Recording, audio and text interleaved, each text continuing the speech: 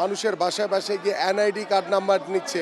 NID card number উদ্দেশ্যটা কি? কয়েকজনকে অ্যারেস্ট করেছে টাকা সহ, যে তারা টাকা দিতে গিয়ে ধরা খেয়েছে। 24-এর গণঅভ্যুত্থানে আমাদের ছাত্র জনতার বিপ্লবের মাধ্যমে আমরা স্বৈরাচার মুক্ত বাংলাদেশ পেয়েছি। সেই বাংলাদেশে 5ই আগস্টের পরে আমরা প্রত্যাশা করি একটি অবাধ, সুষ্ঠু, নিরপেক্ষ নির্বাচন।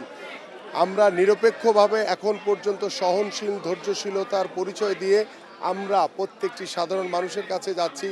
আমাদের বিপক্ষ রাজনৈতিক দলের প্রতি আমরা সম্মান রেখে কথা বলছি।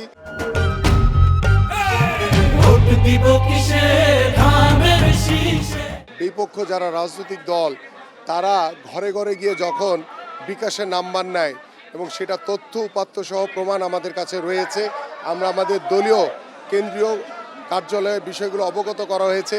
যখন আমরা দেখি বিপক্ষ দল মানুষের বাসায় বাসায় গিয়ে এনআইডি কার্ড নাম্বার নিচ্ছে, এনআইডি কার্ড নাম্বার উদ্দেশ্যটা কি? আমার ভোটের সাথে তো এনআইডি কার্ডের নাম্বারের কোনো প্রয়োজন নাই। তো এই বিষয়গুলো আমার মনে হয় যে তাদেরও একটু খোলাসা করা উচিত, যে আসলে তারা যে ঘরে ঘরে গিয়ে এটা নিচ্ছে, কেন নিচ্ছে, তাহলে সাধারণ মানুষও বুঝতে পারবে। যেভাবে আমরা নিরপেক্ষভাবে এবং আমাদের সকল নেতাকর্মীরা এবং আমার এলাকার প্রত্যেকটি সাধারণ মানুষ, মুরব্বীরা সকলেই স্বতঃস্ফূর্তভাবে আমার সাথে অংশগ্রহণ করে আমার এই প্রচারণা গণসংযোগে কাজ করছে এবং আল্লাহর রহমতে আমার এই এলাকায় এখন পর্যন্ত সুন্দরভাবে সকল কার্যক্রম চলছে।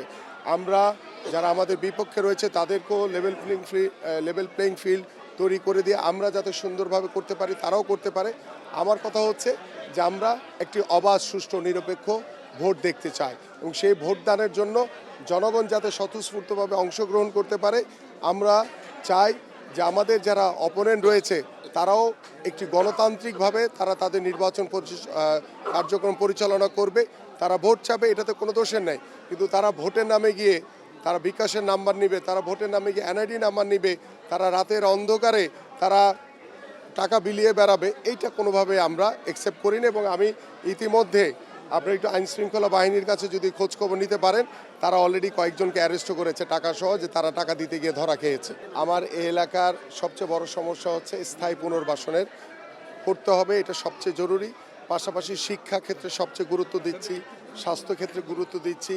আমাদের যে জাতীয় সমস্যাগুলোর ভিতরে রয়েছে যে একটি গ্যাসের সমস্যা, এটি প্রতিনিয়ত এই সমস্যাগুলো আমাদেরকে ফেস করতে হচ্ছে। আমাদের পানির সমস্যা ফেস করতে হচ্ছে।